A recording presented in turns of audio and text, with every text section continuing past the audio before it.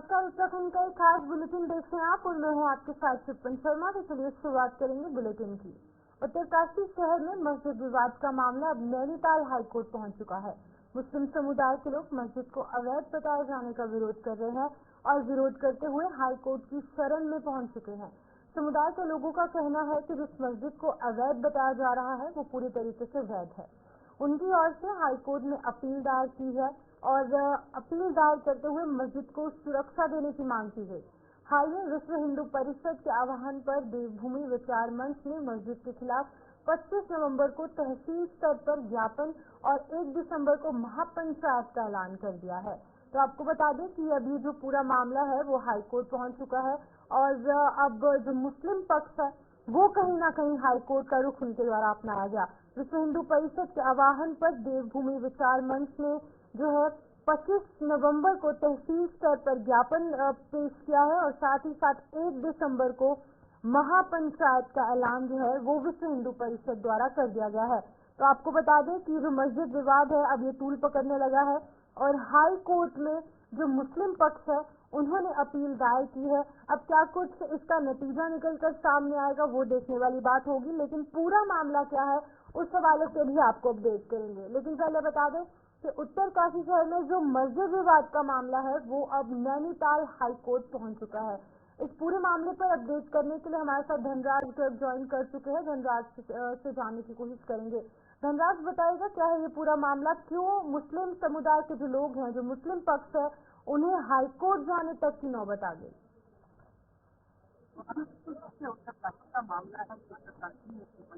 बढ़ता हुआ नजर आ रहा है और इसका मामला कहीं न कहीं हाईकोर्ट पहुंच चुका है, क्योंकि जिस तरीके से हिंदू संगठन के लोगों ने एक ज्ञापन पत्र दिया था और उसमें साफ तौर पर उस मस्जिद को तोड़ने की मांग की थी। तो उन्होंने कहा था कि कहीं न कहीं अवैध जगह पर बने हुए, लेकिन जो मुस्लिम समुदाय के लोग हैं वो अब हाईकोर्ट पहुंचे हैं और उन्होंने साफ तौर पर एक PIL दाखिल की है और कहा है कि इसके पूरे कागजात उनके पास है और किसी भी तरह की इसको न तोड़ा जाए और इसकी सुरक्षा की भी मांग की है। लेकिन अब देखिएगा कि हिंदू संगठन लगातार उसको मस्जिद को तोड़ने की मांग लगातार करते हुए आ रहे हैं, क्योंकि पिछले दिनों एक ज्ञापन उन्होंने SDM को सौंपा था और उसके माध्यम से कहीं न कहीं उस मस्जिद को तोड़ने की बात कही थी। लेकिन अब देखने वाली बात होगी कि हाईकोर्ट किस तरह का आदेश अपने स्तर से जारी करता है, क्या उस मस्जिद को तोड़ने के आदेश जारी करता है या फिर उस मस्जिद के लिए कोई सुरक्षा हाईकोर्ट की तरफ से दी जाती है। धनराज, अब जो विश्व हिंदू परिषद के आह्वान पर जो देवभूमि विचार मंच है उन्होंने जिस तरीके से मस्जिद के खिलाफ 25 नवंबर को ज्ञापन सौंपने का ऐलान किया है और वहीं पर 1 दिसंबर को महापंचायत का ऐलान जो हिंदू पक्ष है उसके द्वारा किया गया है, उस हवाले से क्या कुछ अपडेट है, क्या कुछ लगता है, क्या कुछ स्थिति साफ हो सकती है और हाई कोर्ट द्वारा क्या कुछ निकलकर सामने आ सकता है?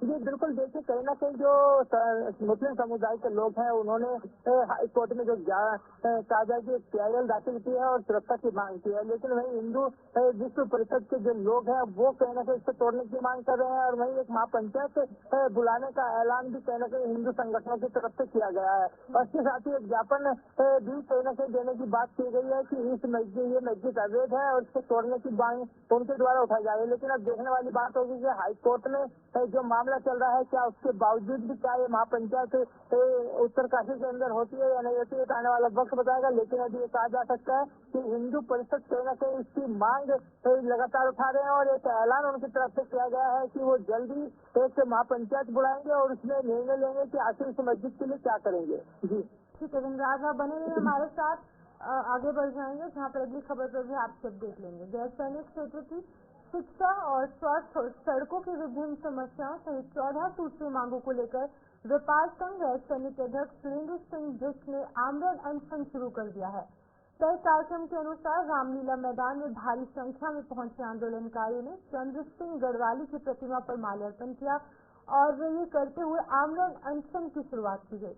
इस मौके पर विभिन्न वार्डों से समर्थन में पहुंचे आंदोलनकारियों ने नारेबाजी करते हुए कहा कि गैर सैनिक की उपेक्षा को अब और बर्दाश्त नहीं किया जाएगा। अनशन पर बैठने वाले सुरेंद्र सिंह बिष्ट ने आंदोलनकारियों को संबोधित करते हुए साफ तौर से कहा कि सभी समय के क्षेत्र में शिक्षा, स्वास्थ्य और सड़कों की समस्याओं को लेकर प्रशासन से लेकर सरकार तक पत्र व्यवहार किया गया है, लेकिन कोई कार्रवाई नहीं होने के वजह से कहीं ना कहीं आज वो मजबूरन भूख हड़ताल पर उन्हें बैठना पड़ रहा है।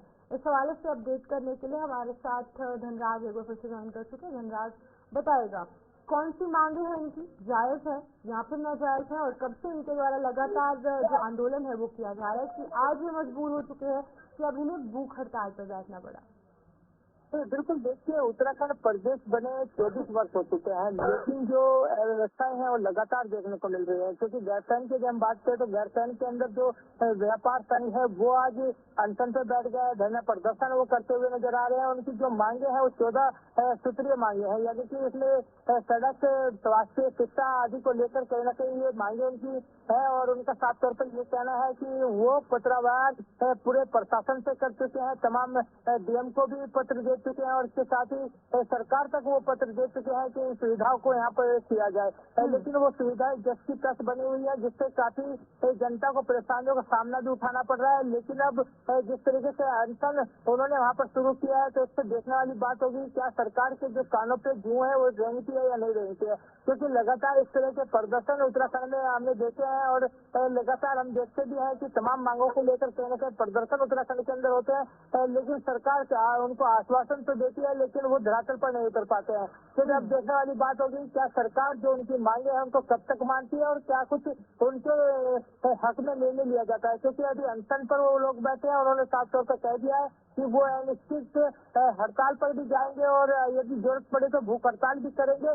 तमाम जहाँ तक भी गुजरना होगा उनको वो करेंगे, लेकिन उनको गैरसैंण के अंदर कहा जाए कि जो पूरी सुविधाएं हैं वो मिलनी चाहिए। धनराज, अब देखिए व्यापार संघ जो है वो यहाँ पर अनशन पर बैठ चुका है, जिसकी वजह से कहीं ना कहीं जो स्थानीय लोग हैं, जो लोग हैं, उनको भी दिक्कत हो रही है। तो क्या कुछ लगता है जो कंसर्न डिपार्टमेंट के जो ऑफिसर्स हैं या फिर जो अधिकारी हैं, क्या वो इनको कुछ आश्वासन देते नजर आए? क्या वो इनसे मिलने पहुंचे? क्या इनकी समस्याएं सुनने की कोशिश सरकार के कुछ अधिकारियों द्वारा की गई? जी बिल्कुल, देखिए जिस तरीके से आज अनशन पर बैठे हैं, आज पहला दिन उनका है, लेकिन अभी उन्होंने साफ कह दिया है कि जब तक उनकी जो सुविधाएं है तो उनको उसका पूरा आश्वासन नहीं मिलता है, यानी कि उसमें ठोस आश्वासन लिखित में नहीं मिलता है, तब तक वो इस अनशन को नहीं तोड़ेंगे। और व्यापारी जो है पूरे प्रदर्शन वहाँ पर कर रहे हैं, काफी भीड़ वहाँ पर मौजूद है। लेकिन अब देखने वाली बात होगी कि सरकार का कोई नामुमकिन या फिर प्रशासन का कोई अधिकारी उनके पास तक पहुँचता है या नहीं पहुँचता है, आने वाला वक्त बताएगा। लेकिन अभी तक देखा जाए तो अभी तक कोई भी सरकारी कर्मचारी हो या फिर अधिकारी हो या फिर सरकार का कोई मंत्री या फिर किसी भी तरह का कार्यकर्ता उन तक नहीं पहुंचा है। लेकिन उन्होंने कहा है कि यदि कोई आता भी है तो उसको ठोस आश्वासन के साथ आना होगा, ठोस आश्वासन उनको लिखित में देना होगा कि जो सुविधाएं उन्होंने मांगी है, 14 सूत्रीय जो ज्ञापन उन्होंने दिया है, तो उन पर किस तरह की कार्रवाई की जाती है और क्या उनको वो पूरा मिलता हुआ नजर आएगा या नहीं आएगा, देखने वाली बात होगी। लेकिन उन्होंने साफ कह दिया है कि जब तक उनकी मांगे पूरी नहीं होंगी तो वो अनशन से नहीं हटेंगे। ठीक है धनराज, बहुत बहुत शुक्रिया तमाम जानकारी देने के लिए। धनराज यहाँ पर अपडेट कर रहे थे मुस्लिम और साथ ही साथ हिंदू पक्ष के विवाद को लेकर। अब ये मामला हाईकोर्ट पहुंच चुका है। वहीं पर दूसरी तरफ जो व्यापार संघ के लोग हैं वो लगातार अनशन कर रहे हैं। आज उनका पहला दिन है और अभी भी कोई भी अधिकारी उन तक नहीं पहुंच पाया। और वहीं पर उनकी ये मांगे हैं कि जल्द से जल्द जो उनके लिए सुविधाएं हैं उसमें सुधार लाए, जिसकी वजह से लोगों को भी दिक्कत ना हो और व्यापार संघ के जो लोग हैं वो भी अपना काम सही ढंग से कर पाए। आगे बढ़ेंगे। कृषि मंत्री गणेश जोशी ने कृषि विभाग के अधिकारियों के साथ किसानों को वितरित की जाने वाले खाद और उर्वरकों की उपलब्धता और आपूर्ति की समीक्षा की। इस दौरान विभागीय मंत्री गणेश जोशी ने अधिकारियों से खाद और उर्वरकों के वितरण के संबंध में जानकारी ली और वितरण के संबंधित आवश्यक दिशा निर्देश दिए। उन्होंने अधिकारियों को सख्त निर्देश देते हुए कहा कि किसानों को समय पर खाद और उर्वरक वितरण किया जाए। उन्होंने अधिकारियों को निर्देशित करते हुए आगे कहा कि उर्वरक के वितरण की व्यवस्था के साथ ही उर्वरकों की कालाबाजारी रोकने हेतु संबंधित अधिकारियों की जिम्मेदारी सुनिश्चित की जाए। उन्होंने अधिकारियों को कहा है कि जिस क्षेत्र में जिस समय फसलों की बुवाई का काम किसानों द्वारा किया जा रहा हो वहां पर प्राथमिकता से उर्वरकों की उपलब्धता सुनिश्चित करवाई जाए। विभागीय मंत्री ने कृषि और उद्यान विभाग के समूह के रिक्त पदों को परिणाम के लिए शीघ्र जारी करने के जो निर्देश है वो भी दिए हैं। बैठक के दौरान कृषि मंत्री गणेश जोशी ने उपस्थित SBI एग्रीकल्चर जनरल इंश्योरेंस और पदाधिकारियों को भी प्रधानमंत्री फसल बीमा योजना अंतर्गत किसानों के फसल बीमा का भुगतान शीघ्र निस्तारण करने के निर्देश भी दिए।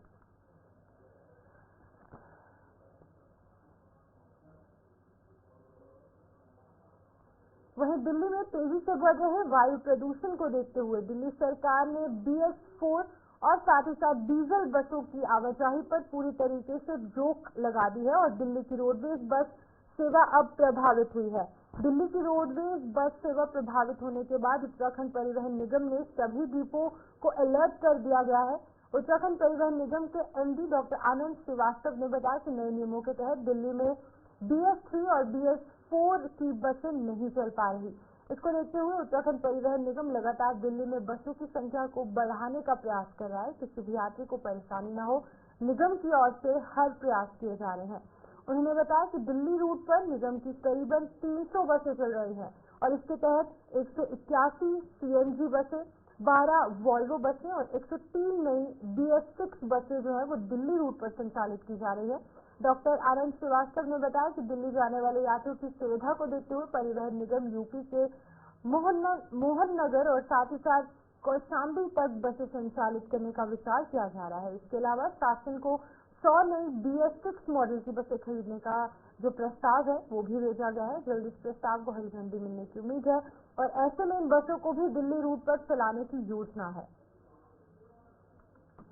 ट्रैक की गाइडलाइंस थी, उनके तहत हम जो पुरानी हमारी BS3 और BS4 की बसेस थी वो नहीं चल पा रही हैं। तो वर्तमान में जो हमारी बसेस चल रही हैं वो तकरीबन 181 CNG बसेस अभी हमारे दिल्ली रूट पे चल रही हैं। उसके अलावा 12 वोल्वो बसेस चल रही हैं BS6 की, और हमने जो नई बसेस खरीदी थी अभी 130 जो बसें आ गई थी उसमें से 103 बसेस अब तक आ चुकी हैं। तो इन बसों की सहायता से, ये तकरीबन 300 के आसपास बसेस हैं, इनकी सहायता से हम दिल्ली रूट पर आवागमन कर रहे हैं। जहां पर आवश्यकता पड़ रही है जैसे वोल्वो बसेस में हम उनके फेरे भी बढ़ा दे रहे हैं और पूरा हमारा प्रयास है कि किसी भी यात्री को कोई समस्या ना होने पाए। डिपोज को सबको हमने अलर्ट मोड पर रखा है। इसके अलावा जैसे जो बसें दिल्ली तक नहीं टच कर पा रही हैं तो उसमें हम ये भी बात कर रहे हैं यूपी से कि मोहन नगर और कौशाम्बी तक हम कुछ बसें उसमें से चला दें तो उससे भी हमारी काफ़ी समस्या हल हो जाएगी। तकरीबन 12 बसें मोहन नगर के लिए। और देहरादून के ONGC चौक में हुए भीषण सड़क हादसे के बाद दून पुलिस ने ट्रैफिक सिग्नल के समय में बदलाव किए हैं।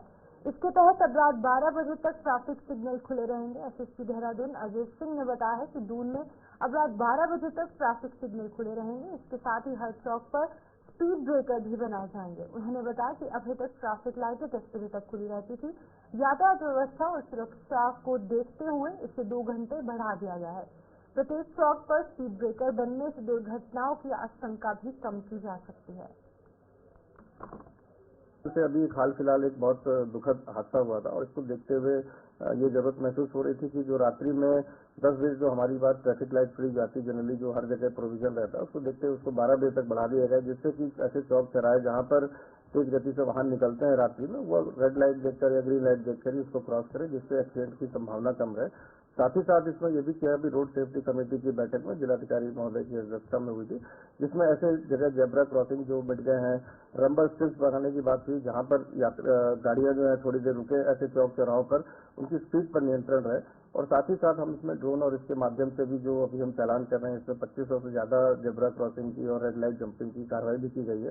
तो ये सभी प्रपोजल रोड सेफ्टी कमेटी में चले गए हैं। रेड लाइट का समय बढ़ा दिया गया है। बाकी अन्य जो विभागों द्वारा किया जाना है, जेब्रा लाइन को फिर से बनाया जाना है, रंबल स्ट्रिप लगाई जानी है, वो काम भी मुझे लगता है 15 से 20 दिन के अंदर सभी। अल्मोड़ा जनपद के मोहान क्षेत्र में भारत सरकार के आयुष मंत्रालय की IMPCL के नाम से बरसों पुरानी एक दवा फैक्ट्री स्थापित है। इस फैक्ट्री में बनने वाली दवा देश और विदेश तक जाती है तथा ये फैक्ट्री हर वर्ष सरकार को करोड़ों रुपए का राजस्व भी प्राप्त करती है। वहीं हजारों कर्मचारी इससे जुड़े हैं, लेकिन सरकार द्वारा इस फैक्ट्री के निजीकरण करने की तारीफ की जा रही है, जिसको लेकर यहाँ काम करने वाले हजारों कर्मचारी लंबे समय से आंदोलन कर रहे हैं, लेकिन कर्मचारियों की मांगों को सरकार अनदेखा कर रही है। वहीं कर्मचारियों के आंदोलन को बुधवार को समर्थन देने फैक्ट्री के बाहर प्रदेश के पूर्व मुख्यमंत्री हरीश रावत पहुंचे और उन्होंने करीब 1.5 घंटे का मौन उपवास करते हुए कर्मचारियों को संबोधित करने के साथ ही केंद्र और राज्य सरकार पर गंभीर आरोप लगाए। उन्होंने कहा कि जो फैक्ट्री करोड़ों का लाभ सरकार को दे रही है फिर उसे बंद करने की क्या आवश्यकता है। उन्होंने आगे कहा कि एक तरफ सरकार बेरोजगारी दूर करने की बात करती है तो वहीं पर दूसरी तरफ इस फैक्ट्री में काम करने वाले हजारों कर्मचारियों को बेरोजगार करने पर तुली हुई है।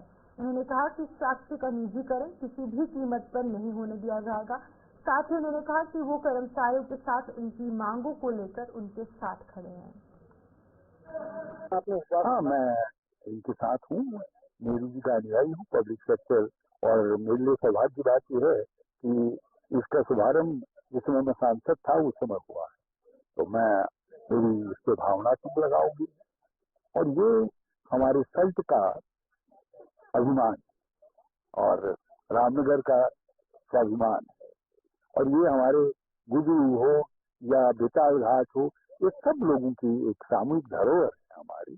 तो हमारी धरोहर को आप एक पूंजीपति को बेच दोगे और वो पूंजीपति यहाँ कुछ दिनों के बाद एक बड़ा सा होटल बना देगा, कहीं कहाँ से कर्मचारी ला करके हमारी कुर्सी को और गंदा करेगा। तो ये जो है, इसलिए आईटी से बचना जरूरी है। ये 500-700 लोग तो यहाँ प्रत्यक्ष रूप से काम करते हैं, जिनमें एसटी के लोग बहुत है, एसटी ओबीसी के गरीब लोग बहुत काम करते हैं, और कम से कम 5000 लोग ऐसे हैं जो हरड़, भरड़, दूल, आंवला ये सब लाते हैं जंगलों से निकाल करके और यहाँ बेचते हैं। गाय का गोबर, भैंस का गोबर सुखा करके उसको दंग बेचते हैं। मैं समझता हूँ कम से कम 10-15 लाख का तो गोबर ही खरीदते होंगे ये हर साल जो है दवा को तैयार करने के, क्योंकि परंपरागत विधियों से तैयार होता है। तो ये बहुत सीमा तक हमारे आजीविका का एक बड़ा साधन है। तो हमसे हमारी ये शान छिन जाए, ये स्वीकारी नहीं है। और इसके मैंने कर्मचारी नेताओं से, जिसमें एनपीसीएल की यूनियन भी है और हमारी एससी यूनियन भी है, मैंने उनसे भी कहा है, और मुझे खुशी है कि हमारे ये सब दिग्गज नेता। ऊर्जा के क्षेत्र में टिहरी बांध परियोजना के नाम एक और उपलब्धि जुड़ चुकी है। टिहरी बांध की महत्वाकांक्षी पंप स्टोरेज प्लांट परियोजना की 250 मेगावाट की एक यूनिट पीएचडीसी, जेई और अन्य सहायक इकाई कंपनियों के इंजीनियरों ने राष्ट्रीय ग्रिड के साथ जोड़ कर यहाँ पर रख दिया है। अगले एक सप्ताह के भीतर ये यूनिट पूरी तरीके से बिजली उत्पादन शुरू कर देगी और इस बीच टेस्टिंग सहित अन्य तकनीकी जो कार्य यूनिट है और ग्रिड के बीच ऑपरेशनल किए जाएंगे। इस परियोजना की दूसरी यूनिट को अगले साल जनवरी तक कमिश्निंग कर दिया जाएगा, जबकि 2025 के अंत तक पीएसपी की सभी 4 यूनिट 1000 मेगावाट बिजली उत्पादन कर राष्ट्र को ऊर्जा के क्षेत्र में सबल बनाएगी। पीएचडीसी के सीएमडी आर के बिश्नोई और अधिशासी निदेशक एलपी जोशी के नेतृत्व में पीएचडीसी जेई के कुशल इंजीनियरों ने पीएसपी परियोजना की प्रथम यूनिट को राष्ट्रीय ग्रिड के साथ जोड़कर एक उपलब्धि जो है वो बड़ी हासिल की है। 2400 यानी कि 2400 मेगावाट की टिहरी बांध परियोजना जल्द ही संपूर्ण क्षमता से विद्युत उत्पादन शुरू कर देगी और 1000 मेगावाट टिहरी बांध और 400 मेगावाट कोटेश्वर बांध से विद्युत उत्पादन पहले से ही हो रहा है। 10 मेगावाट का तो बुकिंग किया है जो कि कार्य है, और 10,000 मेगावाट का हमने अनुभव पहले किया था राजस्थान सरकार के साथ, उस पर भी कार्य चल रहा है। इसमें ग्राउंड में कार्य नहीं हुआ, लेकिन हाँ दूसरे कार्य 2000 मेगावाट से बहुत तेज गति से चल रहा है। इसके अलावा कर्नाटका में भी हमने उससे 35 मेगावाट का एक शुरू कर रहे हैं, इससे काफी तेज गति से काम आगे बढ़ गया है। और भी राज्य केरल है, वहाँ भी हम काफी राज्य सरकारों के साथ बातें कर रहे हैं, लेकिन शुरुआती समस्याएं सारे राज्यों में आ रही हैं, लेकिन आवश्यक जो भी क्लियरेंसेज हैं, जो परमिशन हैं, उनमें बहुत समय लग रहा है। देखिए, मैं अपने साथियों को, अपने सारे इंजीनियरों को जिन्होंने कड़ी मेहनत से इस पीएसपी परियोजना को पूरा किया, मैं उनको बहुत बहुत बधाई देता हूं। और मैं इसके साथ साथ अपने सीएमडी श्री आर के बिश्नोई साहब का भी बहुत आभारी रहूँगा कि उन्होंने 4 दिन और 4 रात इस पावर हाउस के अंदर सभी इंजीनियरों के साथ रह के इस परियोजना को सिंक्रोनाइज किया। मैं उनका आभारी रहूँगा सभी इंजीनियरों के साथ। हम देखिए, ये 250 मेगावाट का बहुत बड़ा पावर पंप स्टोरेज प्लांट है। इस तरह की परियोजना ये पहली बार शुरू इस देश में होने जा रही है और इसको सिंक्रोनाइज करने से देश का पीक आवर में। वहीं प्रादेशिक सेना भर्ती के लिए पहुंचे और वापस लौटने वाले युवाओं को वाहनों की कमी नहीं खली। प्रशासन की ओर से युवाओं की आवाजाही के लिए पर्याप्त वाहनों की व्यवस्था की गई। 200 बसों और 300 टैक्सियों से 11,000 से अधिक युवाओं को टनकपुर हल्द्वानी रवाना किया गया। APS तिराहे पर बनी पार्किंग में युवाओं की खासी भीड़ जुटी रही और बस और टैक्सियों में चढ़ने के लिए युवाओं को खासी मशक्कत करनी पड़ी। बुधवार सुबह 5 बजे से ही भर्ती में शामिल होकर युवाओं के लौटने का सिलसिला शुरू हो गया। भर्ती स्थल से युवाओं को APS के पास बनी पार्किंग तक वाहनों से ले जाया गया। यहाँ से रोडवेज और निजी बसों के अलावा टैक्सी से युवाओं को हल्द्वानी टनकपुर रवाना किया गया। आज लगभग 17-18,000 के आसपास की हमारी जो भी यहाँ अभ्यर्थी हैं वो आए थे और उनकी पूरी व्यवस्था यहाँ करी गई है। उनके रहने खाने और उनकी सुरक्षा की व्यवस्था और साथ ही साथ भर्ती स्थल तक पहुँचाने और यहाँ से वापस उनको भेजने। तो ये जो भीड़ है ये कल शाम हमारे जनपद में पहुँची है। तब से लेकर के अभी लगातार हम लोग यहाँ पहुँचते हैं काम करने और सुचारू रूप से शांतिपूर्ण तरीके से भर्ती कर रहे हैं। इंपीरियल आर्मी और यहाँ पर स्थानीय प्रशासन हमारी बहुत अच्छी मदद करी है। किराया भाड़ा उधर से आए थे, हमें बहुत एक्स्ट्रा किराया देना पड़ा था, हमें डबल 3 गुना किराया देना पड़ा था और अब आज इधर जा रहे हैं। रात को घूमने की व्यवस्था ठीक है और अब किराया भी सेम है, जो 340 था वही किराया है। खाने पीने जनकपुर लोग उधर से आए थे 3 गुना किराया दिया था। आपका नाम? प्रशासन के सरजोन, प्रशासन का अच्छा। जनसंघर्ष मोर्चा अध्यक्ष और GMVN के पूर्व उपाध्यक्ष रघुनाथ सिंह नेगी ने पत्रकार वार्ता का यहाँ पर आयोजन किया। पत्रकारों से वार्ता करते हुए उन्होंने कहा कि चिन्हीकरण की प्रक्रिया से गुजर रहे आंदोलनकारियों की पत्रावली शासन में लगभग 1 वर्ष से लंबित पड़ी है, लेकिन शासन में बैठे अधिकारियों ने अपने स्तर से ही पत्रावली पर आपत्तियां लगाकर पत्रावली ठंडे बस्ते में डाल दी, लेकिन सरकार से मार्गदर्शन लेने की जहमत नहीं उठाई गई। कई आंदोलनकारियों ने इस मामले में स्पष्ट दस्तावेज होने के बावजूद भी संदेह प्रतीत हो रहा है। उन्होंने कहा कि स्पष्ट नहीं है, आदि का उल्लेख कर आंदोलनकारियों का हक मारा जा रहा है, जबकि अधिकारियों का दायित्व था कि दस्तावेजों की गहनता और गंभीरता से जांच कर सरकार के समक्ष उक्त पत्रावली को प्रस्तुत किया जाए। वर्तमान में लगभग यहाँ पर 3,702 आंदोलनकारियों की पत्रावली सरकार से न्याय की उम्मीद कर रही है और कई आंदोलनकारी चिन्हीकरण के सभी मानकों को पूरा करते हैं, लेकिन उनमें भी रोड़ा अटकाकर पत्रावली को निष्प्रभावी कर दिया गया है। नेगी ने कहा है कि अधिकारियों द्वारा आंदोलनकारियों के चिन्हीकरण मामले में वित्त का रोना रोया गया तथा ये भी कहा गया कि अगर सबका चिन्हीकरण होगा तो प्रतिवर्ष लगभग 19 करोड़ रुपए इन पर खर्च हो जाएंगे। चिन्हीकरण का मामला है और लगभग 3,702 जो हमारे आंदोलनकारी उनकी पत्रावली आज 1 वर्ष से अधिक समय से शासन में धूल फांक रही। मतलब ये है कहने का कि जो शासन में बैठे हुए अधिकारी न उन्हें सरकार की चिंता है, वो खुद में ही सरकार है। और मैं समझता हूँ जब सारे फैसले शासन में बैठे हुए अधिकारियों ने लेने तो फिर सरकार की क्या जरूरत है। हमारा कहना इसलिए है कि कई आंदोलनकारी ऐसे 3702 आंदोलनकारी जो कि सारी जो मानक है उनके पूर्ण करते हैं। तमाम जिलाधिकारियों ने अपनी रिपोर्ट शासन को भेजी थी, लेकिन इन्होंने उसमें आपत्तियों पर आपत्तियां लगाकर फाइल को जो 3702 आंदोलनकारी है उनकी पत्रावली को ठंडे बस्ते में डाल दिया और उसमें और चीज जोड़ दी कि इन सारी चीजों से लगभग 19 करोड़ 99 लाख रुपए का हर वर्ष खर्च आएगा और इससे और ज्यादा बढ़ने की संभावना है। हमारा कहना है कि जब इन अधिकारियों को अपने भत्ते बढ़ाने की बात है, अपनी सुविधाएं बढ़ाने की बात है, तब तो उसमें कोई देता नहीं है भाग या कोई जिससे का कोई।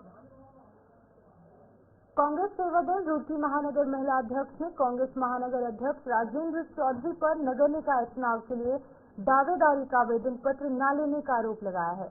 इसके साथ ही कांग्रेस सेवा दल रुड़की महानगर महिला अध्यक्ष ने कांग्रेस महानगर अध्यक्ष पर समर्थकों के सामने उनका अपमान करने का भी आरोप लगाया। कांग्रेस सेवा दल रुड़की महानगर महिला अध्यक्ष के आरोपों पर पर्यवेक्षक अखिल भारतीय कांग्रेस कमेटी आशीष सैनी ने कहा है कि ये लोग चुनाव के समय कांग्रेस छोड़ने का काम करते हैं और ये लोग कांग्रेस की पीठ में छुरा घोंपने का काम कर रहे हैं। ऐसे लोग कांग्रेस में टिकट और पद पाने के लिए नहीं है। उन्होंने कहा कि ये लोग रुड़की के माफियाओं के इशारे पर चलने वाले लोग हैं और ये लोग कांग्रेस को कमजोर करने का काम करते हैं।